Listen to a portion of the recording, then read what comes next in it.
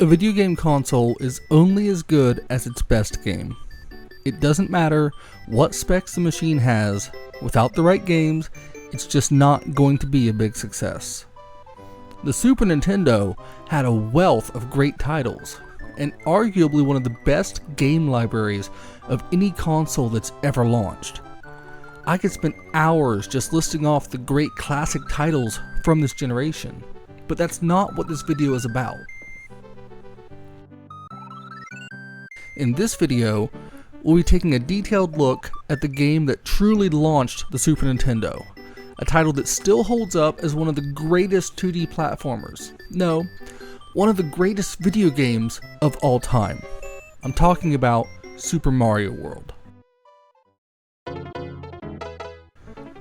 When I was a kid, I spent countless hours with my brother and my mom playing this game. We were all fans of the original 3 US titles and were blown away by the way that Super Mario World had evolved the franchise into the new generation. I read through the manual so many times, looking over all the enemies and just reading every bit of information that it had to offer. This game was an event for me. It wasn't just another Mario game. This was the first game that I ever beat, playing on a save file that I shared with my family. We would all take turns trying to get through this game together, and despite it being considered one of the easier titles in Mario history, we struggled. When we got through some of the trickier parts, we'd celebrate. It meant something to us. I look back now on that time and I realize that it's a time that I desperately yearn to return to. And honestly, that's the reason for this channel, and specifically the reason for this video. As we move forward together, I'll be sharing my experience with this title, covering the ins and outs to the best of my ability. Few games have ever truly stuck with me the way that this one has. As it may already be clear from the few videos I've produced so far, I tend to lean towards narrative-driven games, and Mario is very much not that. So this will be a challenge, and I hope that this video lives up to its title.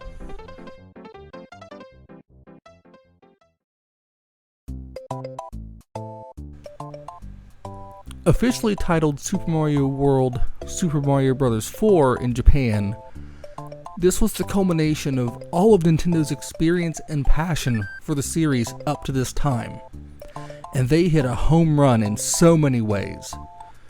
This was my very first Super Nintendo game, and it set the bar for everything that I would experience on the console moving forward. And with that said, please join me in this journey back to the early 90s as we explore a game that launched a generation. I'm the Unhinged Gamer, and this is my Super Mario World Retrospective.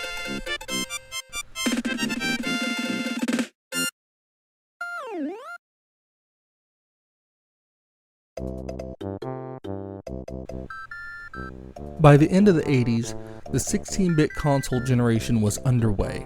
And despite being the industry leader, Nintendo was a non-factor in the new console generation. They were writing out the last days of the original Famicom and NES consoles. But they knew that the time for a new generation of Nintendo was on the horizon, and in 1987, then Nintendo of Japan president Hiroshi Yamauchi announced the Super Famicom was on its way.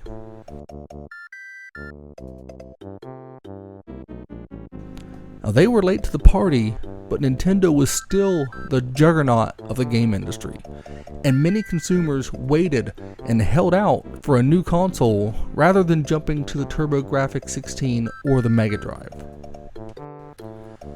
Arguably, the most highly anticipated title announced for the new console was Super Mario Bros. 4. The Mario franchise had been the tentpole franchise for the entire life of the Famicom and the NES, and people were excited to see how they would fare on the new hardware. I would love to dive into the story of the development of Super Mario World, but there's already an absolutely stellar documentary on its development out by the gaming historian, which I'll link in the description, and if you enjoy my video, I implore you to check that out after you finish this one. For the fourth installment of the franchise, Takashi Tezuka, who had been heavily involved in the series from the very first installment, was named the director, while the father of the series, Shigeru Miyamoto, took on the role of producer. These two make an absolutely amazing team, having worked together on some of the greatest Nintendo properties ever released. They set out in this title not to try and innovate and turn the franchise in a new direction, but instead to refine and build on everything that they had learned in the previous Mario titles, and use that to develop the quintessential Mario Bros. Game.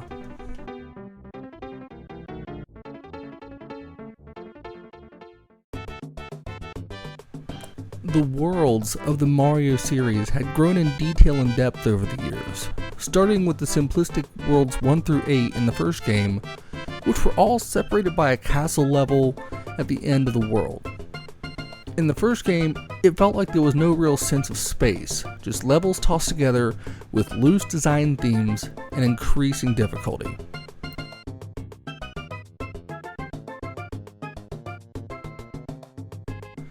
Now, by the time that we reached Super Mario Bros. 3, the team had designed detailed, large worlds, each with unique themes and challenges.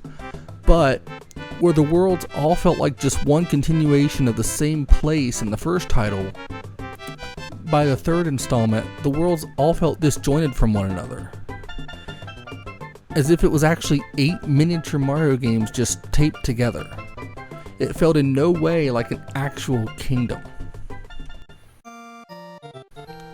In Super Mario World, the team found the perfect medium. And before I go forward, yes, I realize that I'm ignoring Super Mario Bros. 2.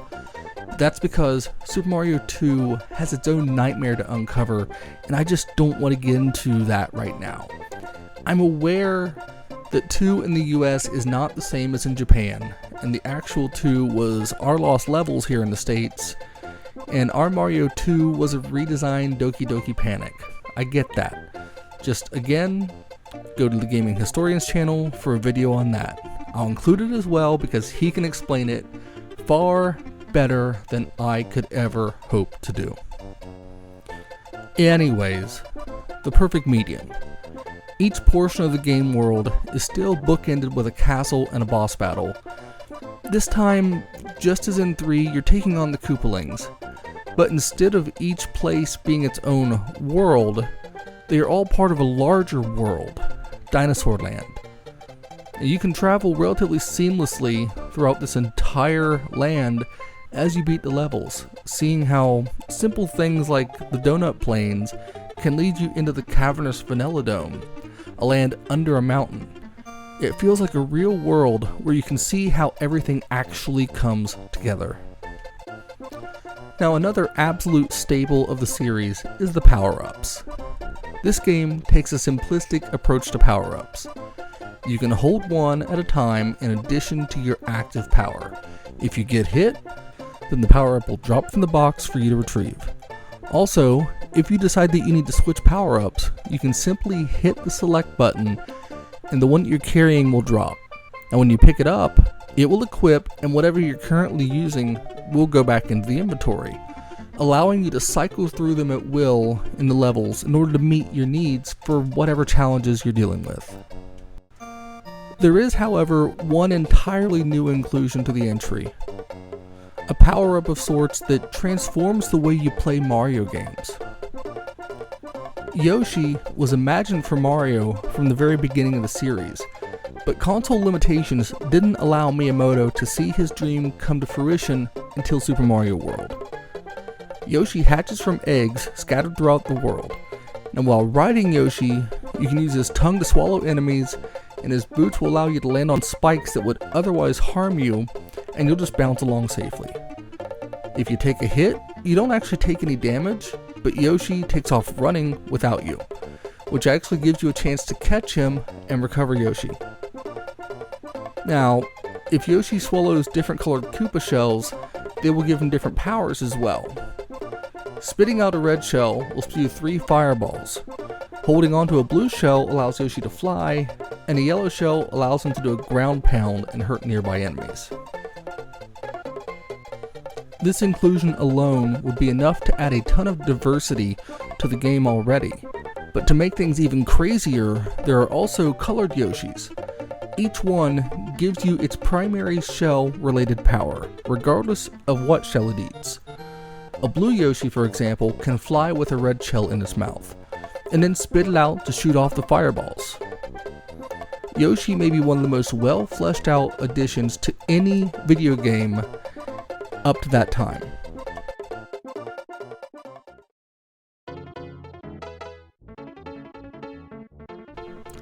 Now, when it came time to work on the music for Super Mario World, Koji Kondo was brought back to handle the job. He had designed the music for the other games and had created some of the greatest scores in video game history. For Super Mario World, he had an idea to try something new. Rather than producing a ton of new songs, Kondo developed a key theme for Mario World and expanded on that for pretty much everything in the game. Each song for each world carries that key melody and transforms it in a new way, adding even more cohesion to Dinosaur World.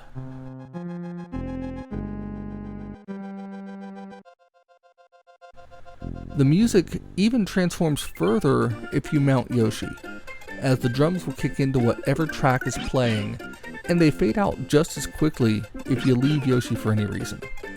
It's incredible how such a subtle thing can add so much to the feeling of advancement and exploration in a video game.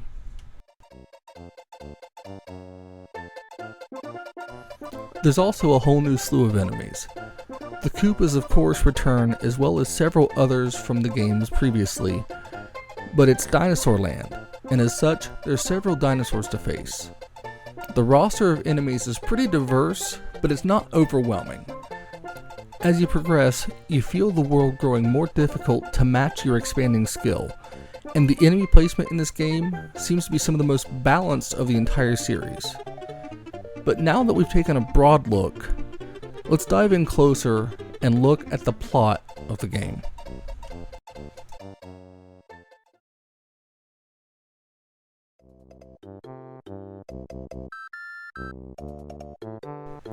The game takes place not long after the events of Super Mario Bros. 3.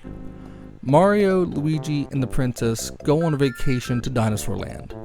Now, while they're relaxing out on the beach, Bowser shows up and kidnaps the princess.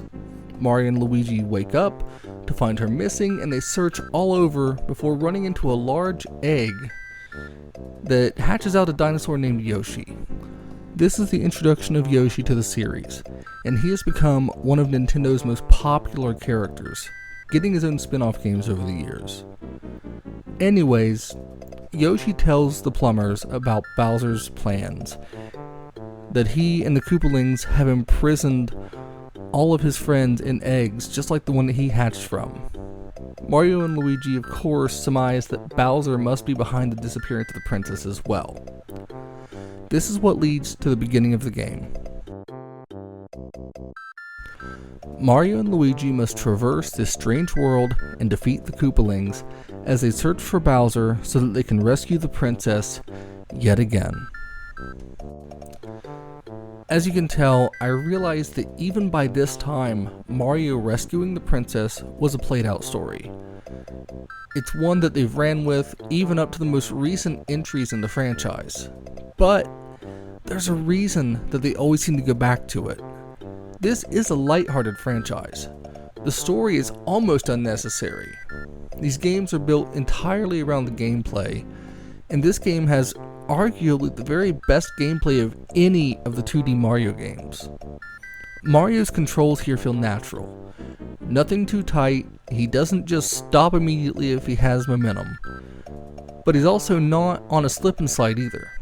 Mario has been known for great responsive controls, and this game is no exception.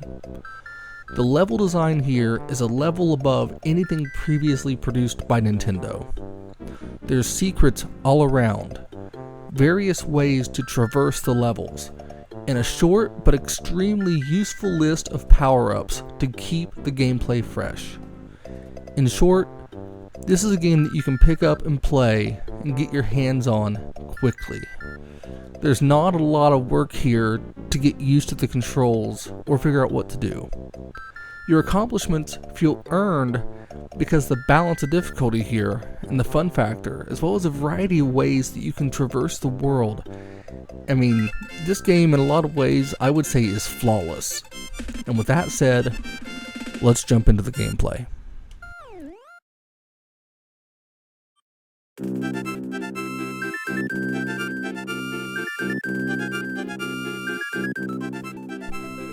The game starts with a brief recap of what is happening, and then you're dropped into the world map. You can enter the room that you're on now, which is Yoshi's home. There's a message here, but nothing else to do really.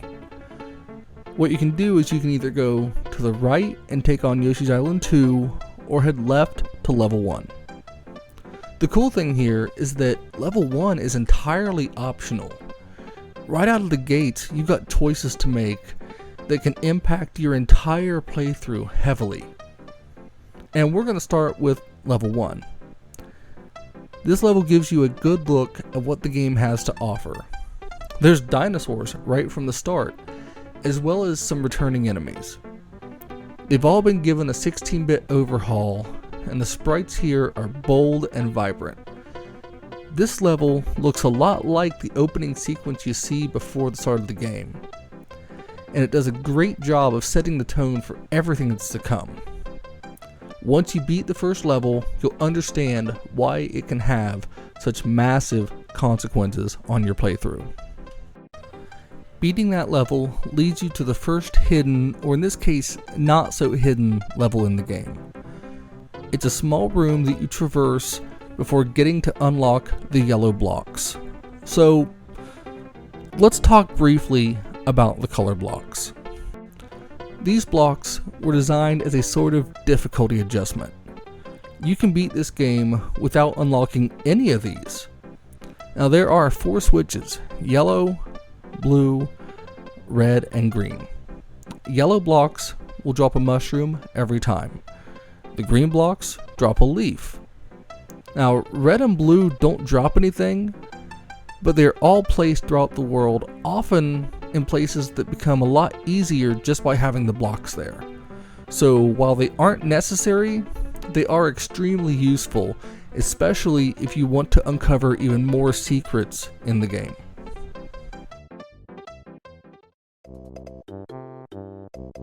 When you move on to level 2, or I guess the first mandatory level, you'll be in a forest. Here is where you'll encounter Yoshi too, just as explained in the story in the manual. Now, once you get on Yoshi's back, the music picks up with the drums. Now, as I said before, this happens on every song in the game when you're on Yoshi. He can also eat just about any enemy in the game, giving you a totally new way to deal with your enemies.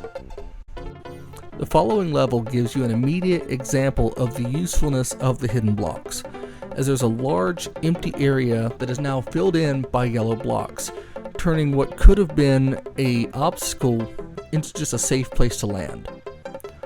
Also, there's an advice block that'll let you know that there are 5 Yoshi coins hidden in the levels. And if you get all 5 of them in any level, you'll get an extra life. This level here is a pure platformer. I mean, you literally are just jumping on moving platforms.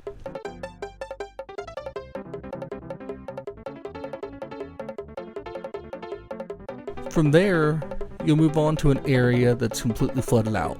Now you can swim if you fall into the water, but it makes traversal a lot more of a pain, and the water has several dangers in it. Now in this level you'll have access to a secret route, which is a staple in Mario games. And then of course you'll get to the goal and move on. All that's left to finish Yoshi Island is the castle. Now the formula is expanded in this game from the earlier ones, but it's not a new formula. You make your way through the levels, you defeat a Koopa boss, and you move on. You get to see another new mechanic here though, as Mario can climb on the fences here and punch off the Koopas. Now, it's a small thing, but it can be a lot of fun. Once you get past the fence and through some dropping smashers, it'll flatten you if you get underneath them. You'll go through a red door and face the first Koopaling, Iggy Koopa. His design in this game always made me think of a kid with too much caffeine in his system, just by the way his feet are flailing along beneath him as he throws the flaming balls at you. Now, to get past him, you gotta knock him off the platform, which really isn't that difficult of a task. And once you defeat the castle, as you'll come to see throughout the game, you'll get a video clip of Mario destroying it. And each one has its own unique method of destruction. Now, this adds much charm as you free an egg and destroy the castle. Now, once Iggy's no more, it's time to head north to the Donut Plains. This is where the world truly opens up. From here, you can see several levels laid out ahead, as well as some small things on the map to hint for secrets. The first enemy you encounter in the next level is a Super Koopa with a flashing cape. Now, once you dispatch him, you can retrieve the feather that he drops, and you'll gain a cape. It's the newest power-up in the series to this point, and expands so many ways on the old Super Leaf. Once you get a good run, it's possible to use some skill with the cape to keep in the air for just about the entire level, just about any time you can get a run. The cape can wipe out enemies when you spin, and I know that the fire flower is in this game and it works the same as always, but I personally found myself almost always choosing the cape when given the two options.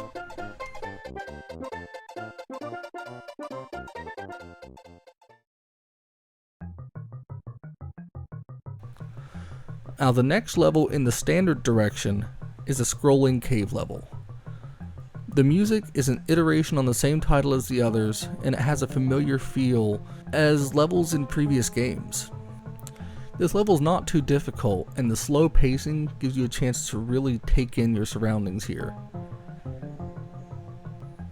There's also a secret exit here that you can take that'll help you get to the green Twitch place, which will let you unlock, as I said before, the green blocks, which in a lot of ways can be some of the best blocks to have, because there's almost never a time when getting the cape is anything but a good thing.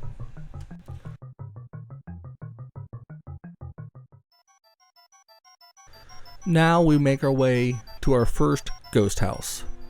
Now, these are some of the most fun puzzles in the entire game.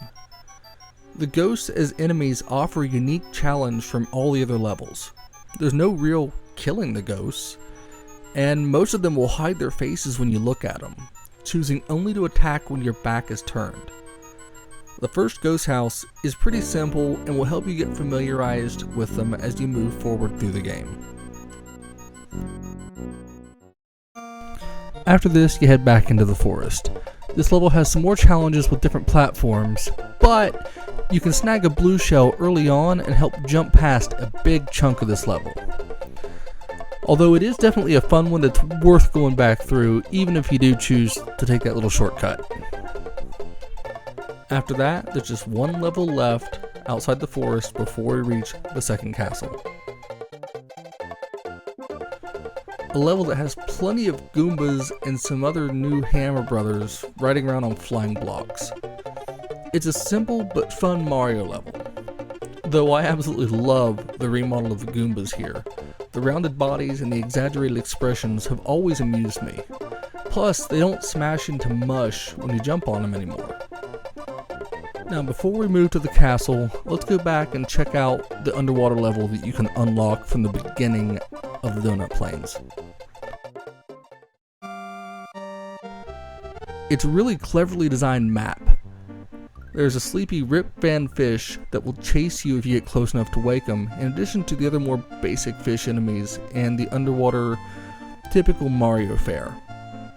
Now, once you get through the basic exit, you'll go back onto the first ghost house. I also have to say that for me, the only levels where I ever really choose the fire flower over the cape were these underwater levels. although the idea of using fireballs underwater has always felt weird to me. Anyways, before I get too sidetracked, the hidden level here is found on a key that you can unlock that leads to the secret ghost house. Remember how I said things on the map hint to secrets? You see this ghost house early on without a way to get to it until you find it through the underwater level. But we'll come back to that later. The game urges you to search each level. They want you to scour them for every secret, and you're rewarded if you truly dive in. But before we go into more talk about the secrets, let's get back to the castle.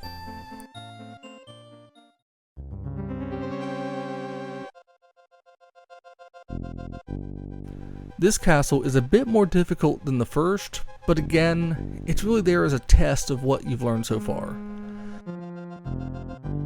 The boss in this castle is Morton Koopa Jr. His method's simple. He's going to crawl up the walls and then drop off the ceiling and try to crush Mario. It's an easy boss, and honestly, none of the Koopalings are particularly difficult. But the point with them, I think, is less about the challenge and more about giving you an approachable test with a fun reward. After you get to see Mario's method of destruction for this castle, which, at the time, these were pretty incredible cutscenes, at least to my child brain, which really hasn't changed all that much. Anyways, I was captivated to see what Mario would do to each one as I played through. My mom, brother, and I would crack up seeing how Mario was wrecking these castles. And sure, it didn't make much sense, but it didn't have to. This is Mario. And these little scenes were absolutely hilarious.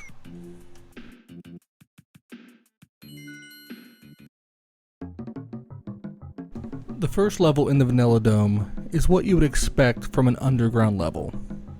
Now, I could give you a step-by-step through each level in this game. Lord knows, I did enough narrative hand-holding in some of my other videos.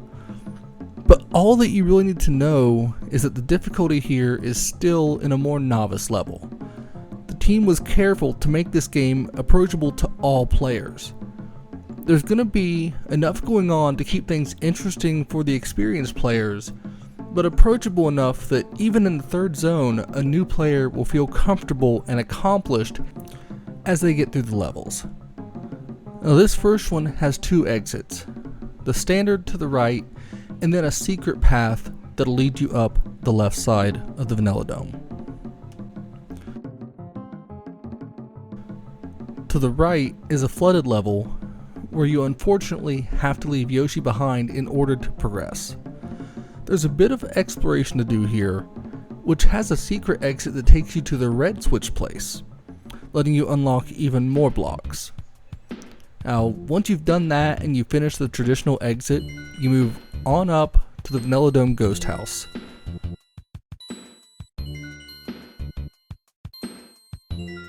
This is another great puzzle where you've got to find your way to unlock the hidden door in order to make your escape. These haunted houses always feel like a challenge because the objective changes from the traditional just run to the right and win. After you get through the ghost house, you get to a level that introduces lava for the first time in Super Mario World. Here you're riding around on skull rafts and dodging blargs, which are giant lava dinosaur monsters. It's a subtle way to introduce something that you'll be facing in greater detail later in the game.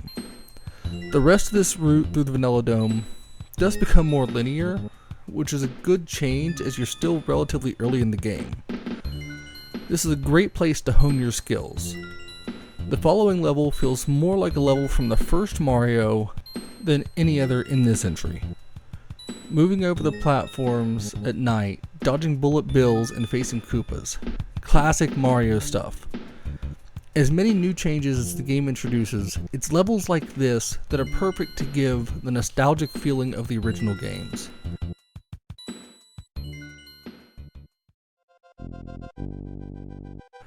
From there, we move on to the most frustrating level for me in the entire game. Lemmy Koopa's castle introduces us to this evil wizard Koopa. He can't be killed with fire or the cape, only by jumping on him. Even hitting a block that he's standing on does nothing, and he'll show up at random. Even when you take him out, he just respawns shortly after. Getting past this guy can be seriously infuriating. Now, once you do, the rest of the level is a lot easier, and Lemmy, well, his battle is more of an annoyance than anything. There's a floating fire ghost and 2 decoys. It's just whack-a-mole. Now, once you eventually send him down the pipe into the lava, Mario will take a hammer to the castle and celebrate, even as the game does tell you here that the quest is starting to get more difficult. And just as it said, there is quite a bit of a difficulty spike moving forward after you get past Lemmy. Now, before we move forward out of the Vanilla Dome, let's backtrack and show the other route. This game is all about exploration after all. Now, there's a whole slew of secret levels above the Vanilla Dome, and it's actually possible to completely bypass Lemmy's castle. Thank God for that. The first level sees Mario taking on a slew of Koopas before bombs start to rain from the sky. It's got all the classic enemies, and it's a fun and pretty simple sprint. After that, we get another water level that is one of my favorites from the entire game. Here, Mario gets to play with dolphins. These guys are friendly, and you can use them as moving platforms to get through the entire level. The only enemy here that tries to hurt you is the pufferfish, which, I mean, if you got Yoshi, he can also become a pretty fun platform here.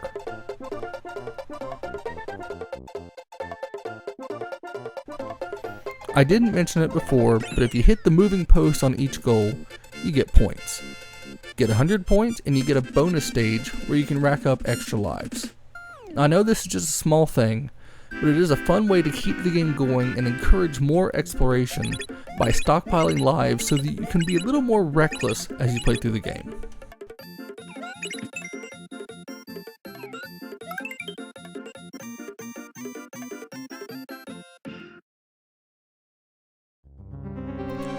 From here, we get to our first fortress.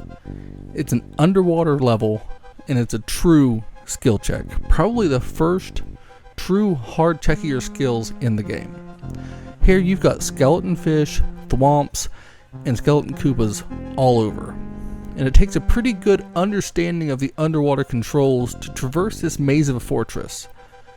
Now once you finally get to the end, you get to face the fortress boss, Reznor, which is 4 fire-spewing dinosaurs on a rotating platform. The floor will start to fall into the lava pretty quickly, so you've got to move fast and get onto the platforms. But once you understand the trick, it is a fun and rewarding boss battle.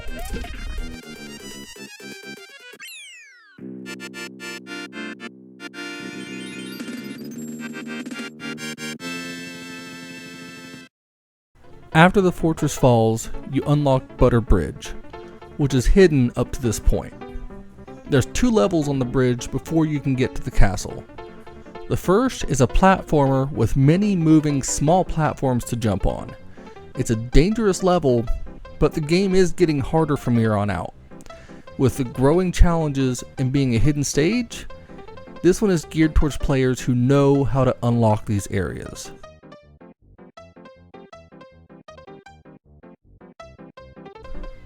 The second section is an area with Koopas flying all over and dive bombing Mario. Now it's another challenging level, but it keeps the energy high as you take this route to get to the next castle. But before we get there, let's head back to the traditional route, the Cheese Bridge. This one is a riding level, moving on platforms with saws coming at you from both sides. Now you can choose one of 3 routes here, each with their own challenges. It's a pretty short level, which is a good thing, and once you get through it, you can move on to Cookie Mountain, which is a pretty fun and much simpler level than the previous ones. Here, you'll encounter a lot of mole enemies and Super Koopas, and once you complete it, we finally get to move on to the castle to take on Ludwig von Koopa.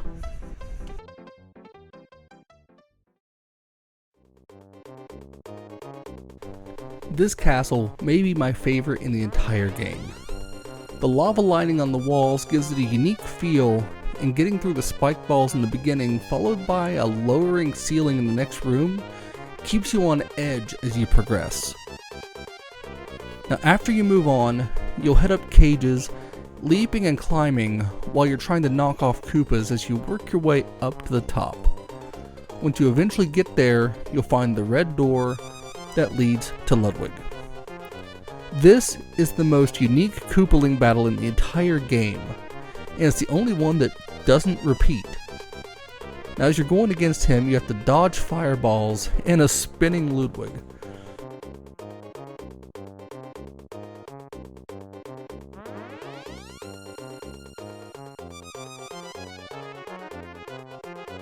This castle stands out from the rest, even in the way it's destroyed, as it leaves a lasting impact on the world in more ways than any of the other castles. This is one that easily is a shining star on an already stellar game. Now from here, we head into the Forest of Illusion. As a kid, the forest was intimidating.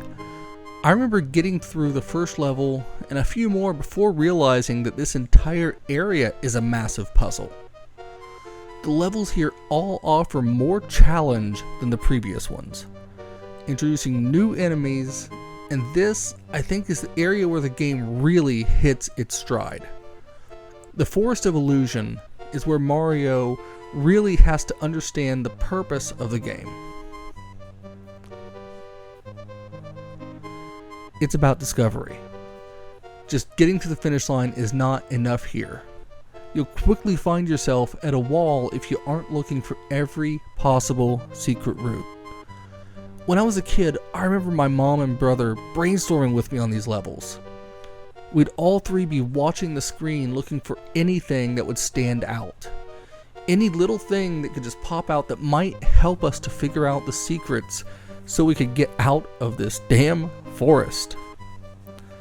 The Forest of Illusion contains the final switch place, unlocking the blue blocks as well as a really fun ghost house, and if you know where to look, you can find your way out of the forest that leads to another fortress.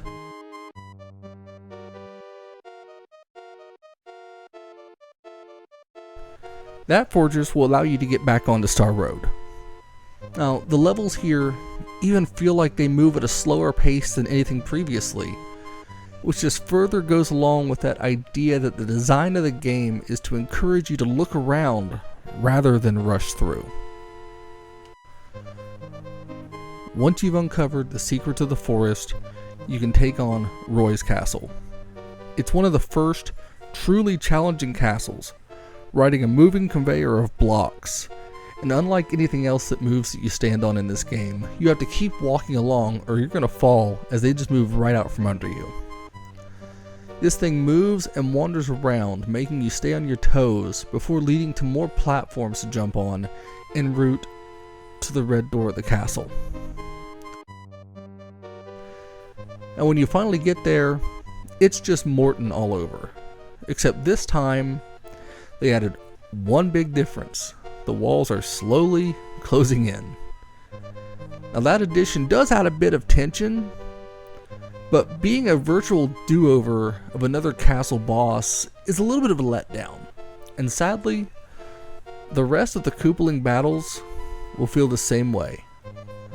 The only saving grace with these is that the battles were all pretty fun from the get-go, so redoing them, while it's repetitive, it's still enjoyable enough to keep you going.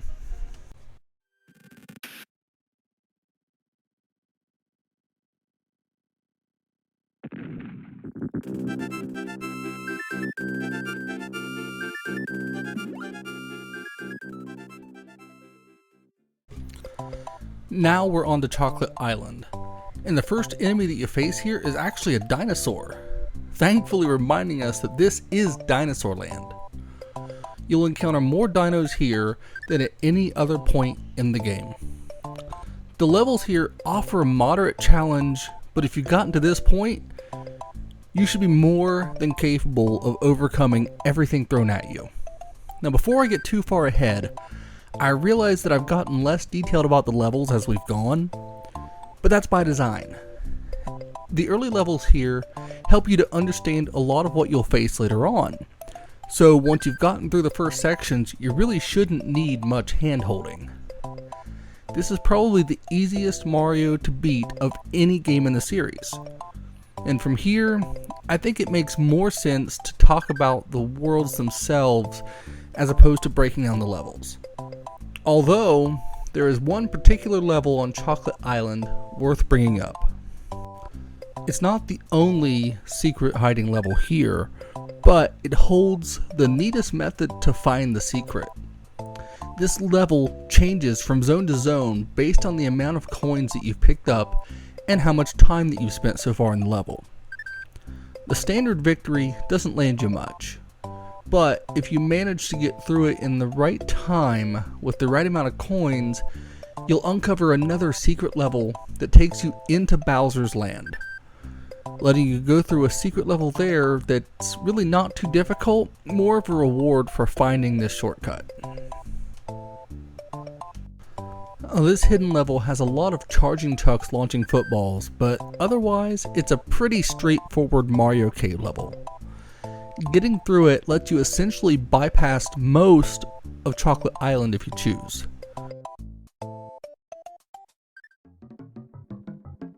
Now conversely, you can take on some fun challenging levels if you just stay the course. The next level contains a secret exit that's necessary to continue, as the original level will just give you a loop right back around to where you started. Now the secret exit there leads you into a fortress and a really fun cavern level with moving angled platforms over molten mud or chocolate, I guess.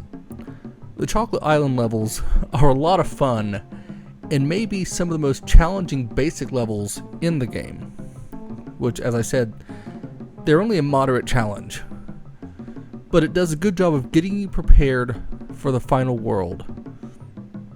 Unfortunately, first we have to get through Wendy-O Koopa's castle.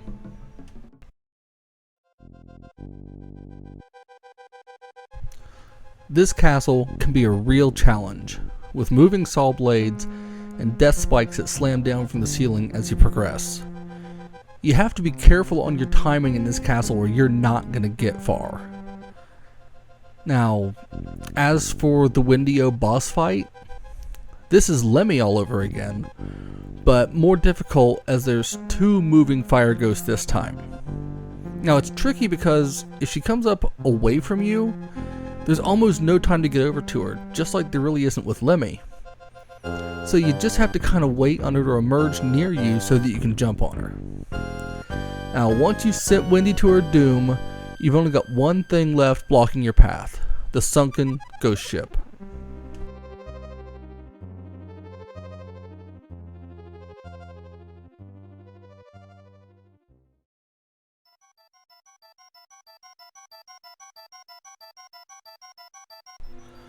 This was the scariest level to me as a kid. Feeling like I was on the cusp of making it into the final world, there was a lot of excitement there as well. The ghost ship is a fallen ship from the Mario 3 world, a nice throwback to those times. Anyways, once you beat it, you're into the Valley of Bowser. But first, let's take a look at the area that truly made Super Mario World special. We're talking about Star Road.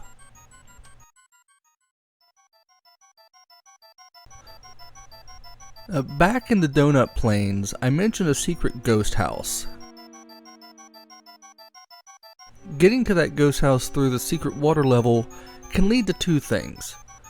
You can get through the standard exit, and you'll be sent to the pipe, which lets you get a super early peek at Bowser's world here, and it's cool to find this early in the game, showing you just what you're working towards. But if you really observe the ghost house and you really dive in deep, you'll encounter a special boss, the Big Boo. Here, you have to throw blocks from the floor up to hit him as he and his 2 smaller ghosts are trying to take you out. It's one of the best boss fights in the entire game, And once you beat the Big Boo, you get access to Star Road. I still remember the first time that my family and I found Star Road. It was like we found the holy grail of Mario secrets, which we hadn't yet. But it felt so rewarding, and from here you can take on 5 levels. Now the first 3 of these levels each contain one of the Yoshi variants that I mentioned at the beginning of the video. First being the red Yoshi, in a level where all you have to do is drop through the floor, busting bricks. Now, to be fair, none of the Star Road levels offer a real challenge except for the final level. But beating them in a traditional way is, for the most part, pretty much highly discouraged. There's no real benefit of reaching the goal. Instead, in order to progress through Star Road, you need to get the hidden keys. Getting a key unlocks the way to the next level. Now, the final star will actually lead you to Bowser's Castle, so it's actually possible to completely skip most of the donut plains and the entirety of the rest of the game and go straight to Bowser. Once you get to the final Star Road, beating that level through the goal will finish out the star. And if you just played through the level, you may think that's it. But if you really search and show some skill on this one, you can find the final hidden key. Using that key takes you to the center of Star Road for a special trip into the new world, the true holy grail of hidden Mario. The special levels. The special area was the first spot where we really felt like we were onto something, special. And we were right. The first half of the specials are some of the hardest levels in the entire game. Especially that second level where you have to use balloons to progress through an enemy-filled sky and there's nothing but a few blocks and some luck to land on. It's intense but extremely rewarding to get through the levels here. Now, once you get moving along, they do start to become a little bit easier, and they're all extremely fun, rewarding levels. The final special thanks you for getting through them and tells you that you're a super player, even though I messed up a little bit with the words here. But the feeling of being congratulated by the developers was one of the coolest experiences I ever had as a kid playing video games, and it still feels awesome today.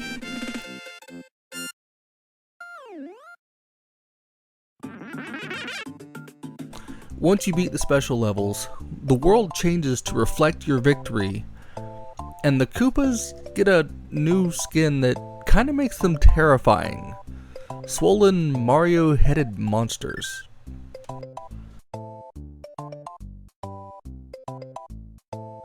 Now, back to other hidden stages, there are 2 that I didn't even know about as a kid and only recently discovered.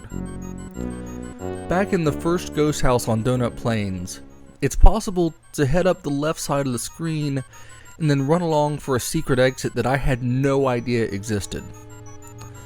That exit leads to a top secret area, a level with no timer and 5 blocks. 2 of the blocks are fire flowers, 2 are feathers, and in the middle is a Yoshi.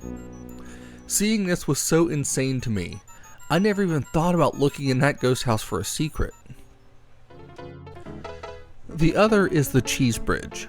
This one requires you to unlock it by going under the goal and then flying back up to a second hidden goalpost.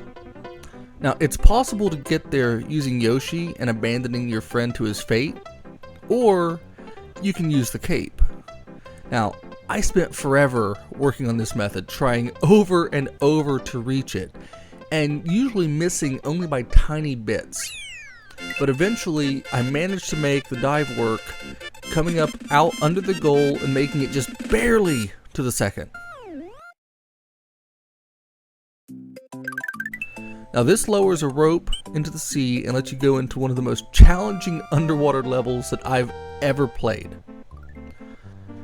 As a kid playing this game, I used to wonder back then where the torpedoes were.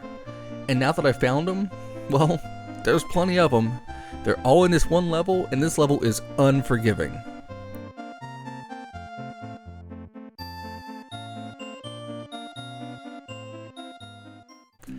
And once you finally get through it, for your trouble, you get to make your way to the third star on Star Road, a tiny island by itself. For years, I thought that that star was just a place for you to sit and kind of see the world around you.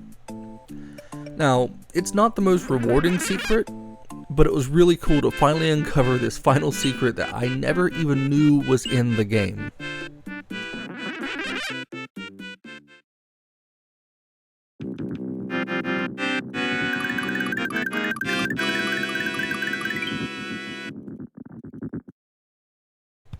Now we're back to the Valley of Bowser. These levels are more of a culmination of all the earlier progress. They aren't particularly difficult, though the fortress, of course, can be a test.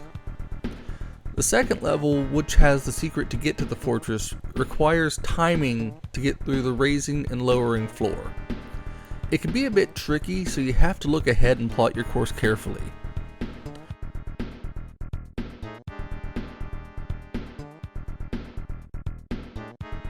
One cool thing, if you go through the fortress, you can even bypass the first portion of Bowser's castle, going in through the back entrance. But if we're going on the traditional route, the last thing standing in your way of taking on Bowser is the final Koopa, Larry. Now, Larry has another moving escalator of blocks that you have to keep up with as it goes through an obstacle course of spiked balls. It's challenging as you progress before moving into the next stage of the level, and here, that damned evil wizard is back and is annoying as ever. If you evade him, you'll eventually reach Iggy, and while there are fireballs jumping this time, Iggy's a total joke. After he falls, Mario boots his castle off into destruction. Now there's nothing else. It's time to finally face Bowser.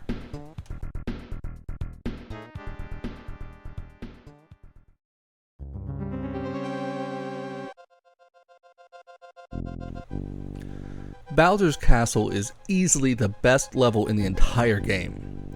There's multiple doors leading to different tests. You get 4 doors to choose from in the beginning, each one with varying levels of difficulty and different means of progression.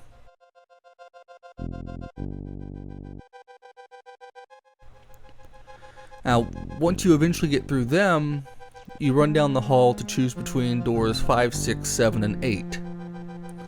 Now, these are also more unique micro levels, each one suited to a different playstyle. So you're going to want to replay this entire castle over and over to see just what there is to offer. Now, once you get through these first 2 sections, you're in the final stretch, the same place that the secret entrance will bring you in at. Once you've gotten this far, you're in the dark with a moving spotlight to guide your path. Here, there are little ninja things and Mecha Koopas marching around, giving you an idea of what's to come. Once you finally get to the end, you'll find yourself on the roof of the castle.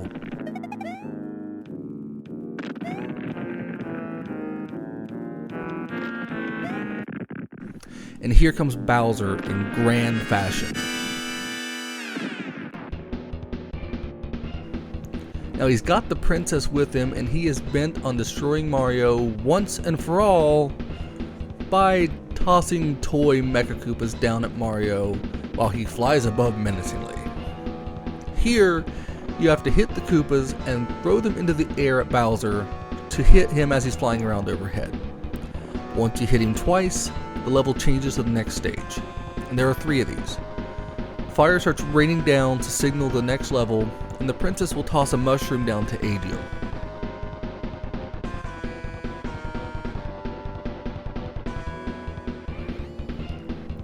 The second stage picks up the pace, but when you get to the third, Bowser's finally done playing games and starts slamming down onto the roof trying to crush Mario. There's actually a pretty good challenge here, and by design this battle plays out longer than pretty much any other boss fight in the game.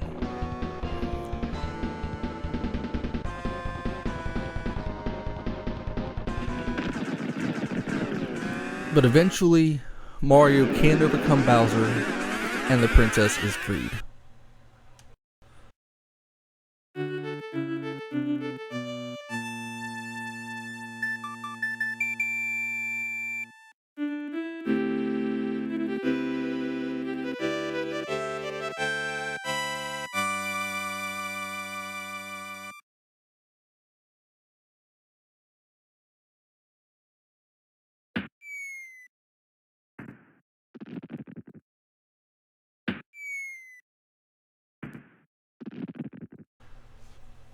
This is an incredibly cinematic experience, especially for that time. Afterward, the whole crew will march their way back through the world to meet up at Yoshi's home to celebrate the victory.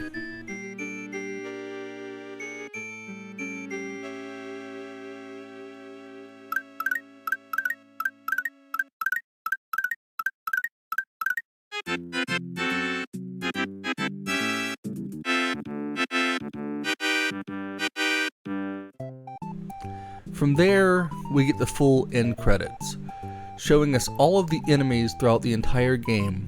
The whole cast is represented in one of the best ending credit scenes that I've ever seen in a video game to this day.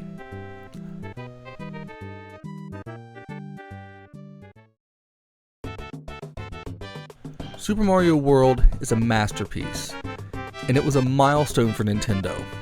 The game ushered in the final major 2D game for a very long time and carried the launch of a console during the 16-bit wars with Sega. This game set out to iterate, not innovate, but it still managed to transform how we look at Mario games, paving the way for more exploration-based platforming as the series kept evolving. I look back on this game with so many fond memories, and it was a real joy to go back playing through it again after so many years. The overall design of this game was so natural that I was able to pick it back up, and within minutes, it was as if I'd only just put the controller down yesterday. I was back where I was as a kid, plowing through these levels like a super player, just as the game says during the end of the secret levels. And the memories that I formed back then playing this game with my family came back like it was only yesterday too. And that's something that you cannot put a price on. I will always be thankful to Super Mario World for those lasting memories. Now, if you're someone like me who's played through this game and played it back in the day, please leave a comment and share some of your memories from your time playing through this game, because I'm sure you've got plenty just like I do. Anyways, thanks for watching. I'm the Unhinged Gamer, and I look forward to hanging out here with you again in the next video.